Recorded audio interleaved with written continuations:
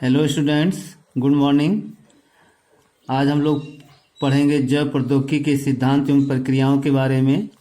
इसके पहले वीडियो में हमने बताया था कि पुनर्योजन डीएनए तकनीक की क्रियाविधि किन किन विधियों द्वारा होती है। हमने बताया था कि यह क्रियाविधि 4 चरणों में कंप्लीट होती है, जिसमें पहला वांछित डीएनए खंड या जीन का विलयन एवं वरण, दूसरा था वाहक डीएनए अणु का चयन, तीसरा था वांछित विजातीय डीएनए खंडों को वाहक डीएनए अणु से जोड़कर पुनर्योजन डीएनए बनाना, और चौथा था पुनर्योजन डीएनए को पोषक कोशिकाओं में स्थानांतरित करना। ये सारी चीजें बताने के बाद आज हम फिर भाग 5 में आप लोगों को इलेक्ट्रोफोरेसिस के बारे में बताएंगे। इलेक्ट्रोफोरेसिस एक सेट बॉक्स होता है, एक मशीन होता है। इसे वैद्युत कण संचलन भी कहते हैं। इस प्रक्रिया में यहाँ देखा जा रहा है कि यहाँ डीएनए खंड है। डीएनए खंड को एंडोन्यूक्लियेज एंजाइम से कट किया जाता है, कई टुकड़े कर दिए जाते हैं और उन टुकड़ों को हम एक इस इलेक्ट्रोफोरेसिस सेट बॉक्स में रखते हैं।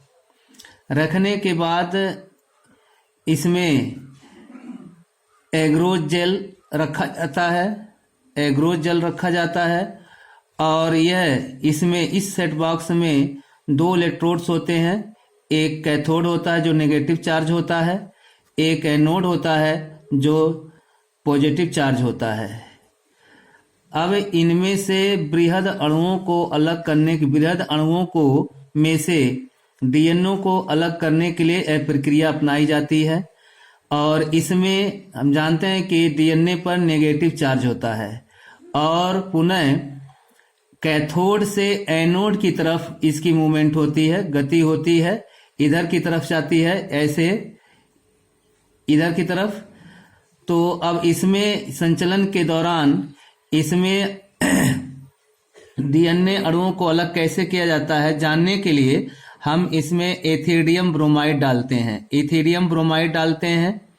एथियम ब्रोमाइड डालने के बाद फिर इसमें इस इलेक्ट्रोफोरेसिस के ऊपर यूवी रेज यानी कि अल्ट्रावायलेट किरणें डाली जाती हैं, जिससे कि हम डीएनए को स्पष्ट रूप से देख सकते हैं। एग्रोज जेल ये समुद्री घास से प्राप्त किया जाता है, जिसे सीवीड्स कहते हैं। अब इसमें हम जानेंगे कि यूनिफॉर्म इलेक्ट्रिक फील्ड के अनुसार किसी तरल माध्यम में चार्ज कणों की गति या स्थानांतरण को इलेक्ट्रोफोरेसिस या विद्युत कण संचलन कहते हैं।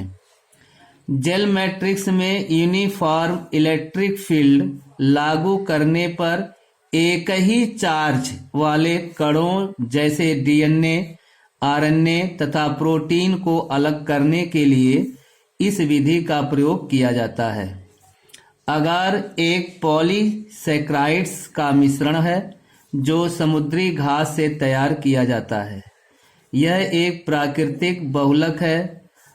एग्रोज अगार से प्राप्त अति शुद्ध और चार्ज विहीन पॉलीसैकेराइड्स है।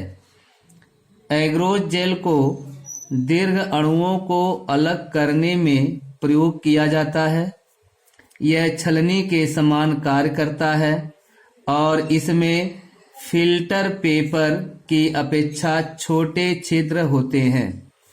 डीएनए खंड जितने छोटे होते हैं उतनी अधिक दूरता पर एग्रोज जेल पर प्रस्थान करते हैं। एग्रोज जेल इलेक्ट्रोफोरेसिस से अलग हुए डीएनए खंडों को एग्रोज जेल पर रंगीन पट्टियों के रूप में तभी देखा जा सकता है जब डीएनए को एथिडियम ब्रोमाइड से रंगा जाता है और रंग कर परावैगनी विकिरण माध्यम में रखते हैं। एथिडियम ब्रोमाइड द्वारा अभिरंजित एग्रोज जेल को जब परावैगनी प्रकाश में अनावृत करते हैं तो डीएनए की चमकीले नारंगी रंग की पट्टियां जेल पर दिखाई देती हैं।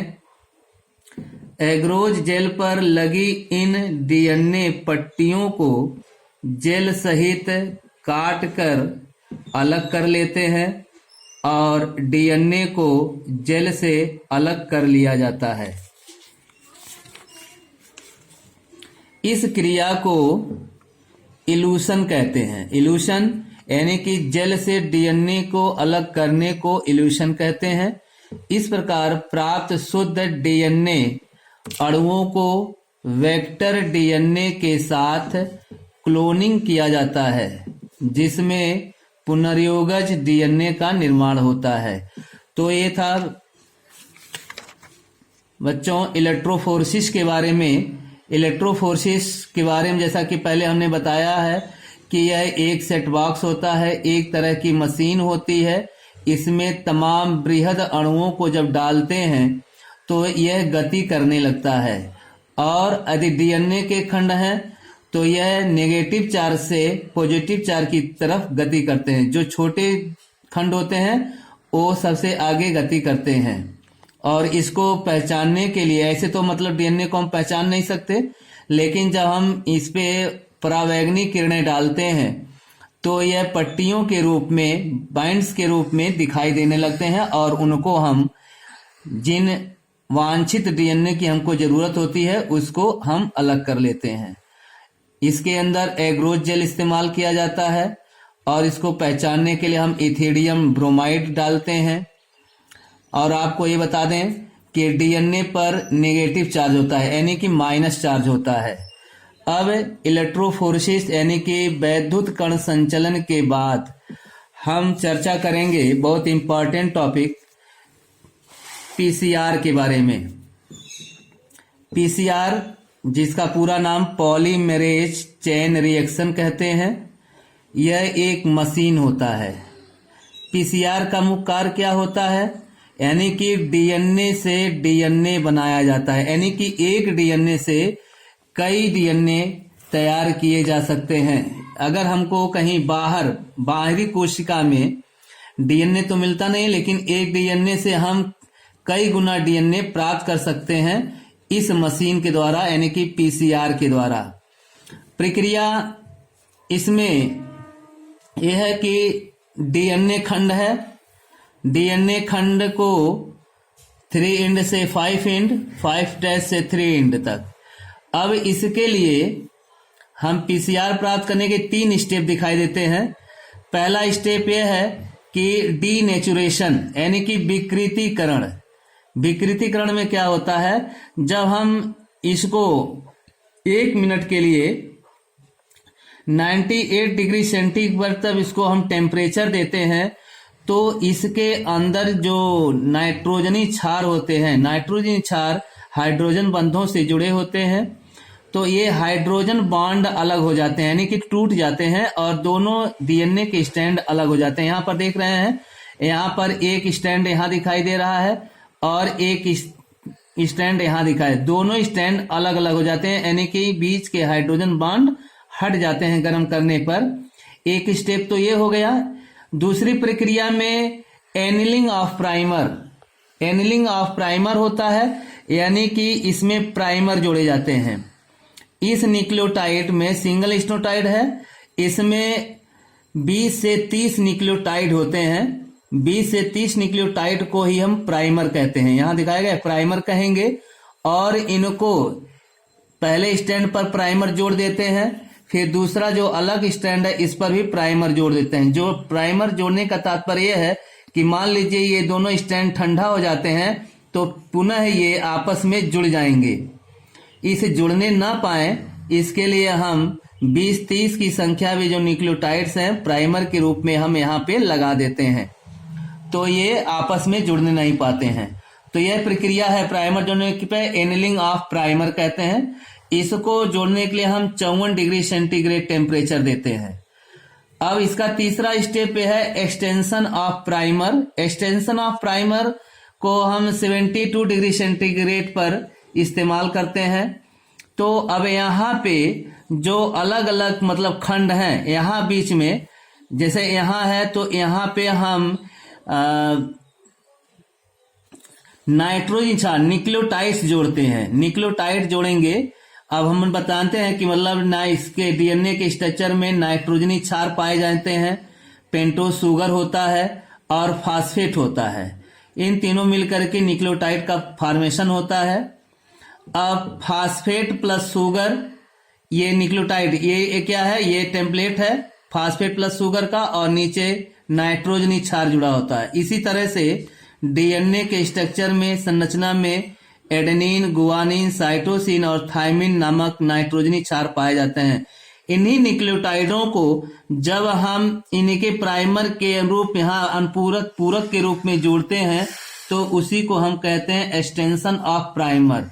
इस प्रकार जो प्राइमर की जगह पर खाली स्थान है वह भर जाते हैं। जैसे मान लीजिए यहाँ पर A T G C C ji ji A T है, तो ए के साथ थायमिन जुड़ता है, टी के साथ एडेनिन जुड़ेगा, जी के साथ साइटोसिन जुड़ेगा, सी के साथ गुआनिन जुड़ेगा। इस तरह से जुड़ करके एक दो स्ट्रैंड, एक डीएनए से दो डीएनए बन जाते हैं। इस तरह से दो डीएनए बन जाएंगे, इसको हम एक्सटेंशन ऑफ प्राइमर कहेंगे। अब पीसीआर विधि द्वारा लाभकारी जीन प्रवर्धन, पीसीआर विधि द्वारा लाभकारी जीन प्रवर्धन के अंतर्गत इलेक्ट्रोफोरेसिस यानी वैद्युत कण संचलन द्वारा अलग किए गए जीन या डीएनए खंड की पीसीआर विधि द्वारा बड़े कम समय में अनेक प्रतिलिपियां तैयार की जा सकती हैं। पीसीआर का अर्थ है पॉलीमरेज चेन रिएक्शन। डीएनए की अनेक प्रतिलिपियां कोशिका के बाहर इन विट्रो बनाने की इस विधि की खोज कैरी मूलिश ने की थी। यानी कि पीसीआर की खोज किसने की थी? कैरी मूलिश ने की थी। कैरी मूलिश ने 1985 में की थी। इसकी खोज कैरी मूलिश ने 1985 में की थी।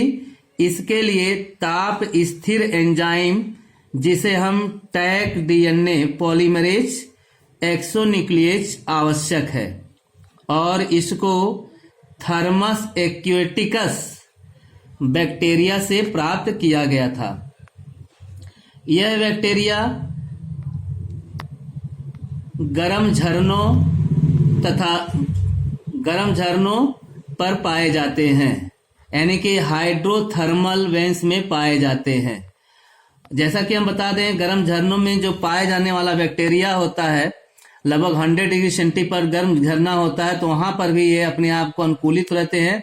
थर्मस एक्यूटिकस बैक्टीरिया गर्म झरनों में पाए जाने वाला बैक्टीरिया है।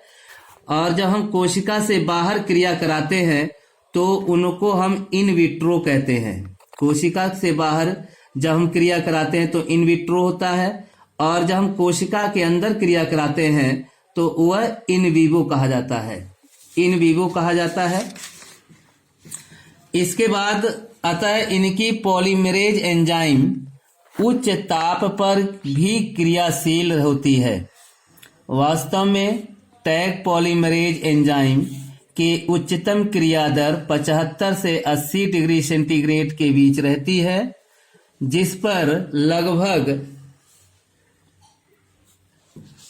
150 न्यूक्लियोटाइड्स प्रति सेकंड तक जोड़े जा सकते हैं।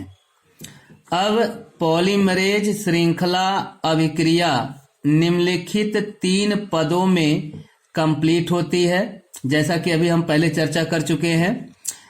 पहला पॉइंट में हम निष्क्रियकरण या विकृतीकरण, जिसे अंग्रेजी में हम डीनेचुरेशन कहते हैं, तो 20 से 30 न्यूक्लियोटाइड्स से बने संश्लेषित प्राइमर को बड़ी मात्रा में पीसीआर मशीन में डालते हैं। उसमें उन जीन या डीएनए खंड को डालते हैं जिनका प्रवर्धन करना होता है। इस मिश्रण को 98 डिग्री सेंटीग्रेड तक गर्म करते हैं, जिससे जीन या डीएनए से दोनों खंड अलग हो जाते हैं। इस क्रिया को विकृतीकरण या डीनेचुरेशन कहते हैं। यह पीसीआर का पहला स्टेप था। पीसीआर की विधि में दूसरा स्टेप एनिलिंग ऑफ प्राइमर, यानी कि प्राइमर का एनिलिंग। इस क्रिया में उपयुक्त मिश्रण को 60 डिग्री सेंटीग्रेड तक ठंडा करते हैं। सामान्यतः ठंडा करने पर डीएनए के दोनों स्ट्रैंड्स पुनः युग्मित होकर डीएनए अणु बना लेते हैं, किंतु माध्यम में प्राइमर की अधिक मात्रा होने के कारण डीएनए के कुछ पॉलीन्यूक्लियोटाइड्स स्ट्रैंड्स अनुपूरक प्राइमर के साथ जुगल बना लेते हैं, अर्थात जुड़ जाते हैं। इस क्रिया को प्राइमर का एनिलिंग कहते हैं। पीसीआर के तीसरे विधि में तीसरे स्टेप में एक्सटेंशन ऑफ प्राइमर है, अर्थात उपक्रामक का विस्तारण।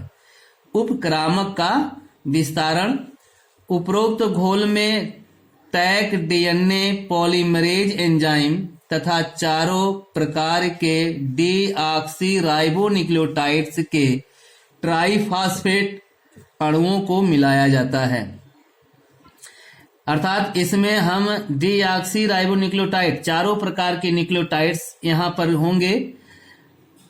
जीनोमिक डीएनए दोनों स्ट्रैंड्स को टेम्पलेट की तरह उपयोग में लाकर डीएनए पॉलीमरेज एंजाइम उपक्रामक पर यानी कि प्राइमर पर पूरक न्यूक्लियोटाइड्स को जोड़ते हैं। इस क्रिया को उपक्रामक का विस्तारण कहते हैं, यानी कि इस प्रक्रिया में प्राइमर के साथ जो शेष वाले खंड होते हैं उसमें हम न्यूक्लियोटाइड्स को जोड़ेंगे। न्यूक्लियोटाइड्स चारों प्रकार के न्यूक्लियोटाइड्स, चाहे एडेनिन के रूप में हो, चाहे थाइमिन, साइटोसिन, गुआनिन, इनके साथ जोड़ करके इसको एक नया स्ट्रैंड डीएनए का तैयार करते हैं। पीसीआर के प्रत्येक चक्र में ध्यान देना, पीसीआर के प्रत्येक चक्र में केवल 1 से 2 मिनट का समय लगता है और 20 चक्र के अंत में 1 मिलियन से भी अधिक डीएनए अणु बन जाते हैं। डीएनए अणु बन जाते हैं। अगर माध्यम में पर्याप्त मात्रा में डीऑक्सीराइबोन्यूक्लियोटाइड उपस्थित है, थर्मोस्टेबल डीएनए पॉलीमरेज यानी टैग डीएनए पॉलीमरेज, इसे टैग डीएनए पॉलीमरेज कहते हैं क्योंकि इसे थर्मस एक्यूटिकस नामक बैक्टीरिया से प्राप्त किया जाता है। तो यह आप लोगों को इलेक्ट्रोफोरेसिस और पीसीआर के बारे में बताया गया। पीसीआर बहुत इंपॉर्टेंट टॉपिक है और इसमें से हम एक ही डीएनए से, पीसीआर का तात्पर्य है कि एक ही डीएनए से हम बहुत सारे डीएनए के खंड प्राप्त कर सकते हैं। अगर मान लीजिए डीएनए की मात्रा कम है, हमारे पास एक ही है, तो उसको अधिक और डीएनए की जरूरत है, तो हम पीसीआर मशीन के द्वारा 1 से हजारों, 10, 20, 40, 80, 160 से भी अधिक हम डीएनए के खंड प्राप्त कर सकते हैं। तो आज हम लोग यहाँ तक पढ़े हैं इलेक्ट्रोफोरेसिस के बारे में। इलेक्ट्रोफोरेसिस से हम डीएनए को कैसे अलग करेंगे, कैसे सेपरेट करेंगे, जो हमें वांछित डीएनए खंड की जरूरत होती है। और दूसरा टर्म हमने बताया है पीसीआर के बारे में, यानी पॉलीमरेज चेन रिएक्शन के बारे में। तो आज के टॉपिक में बस यहीं तक, और ठीक है, थैंक यू।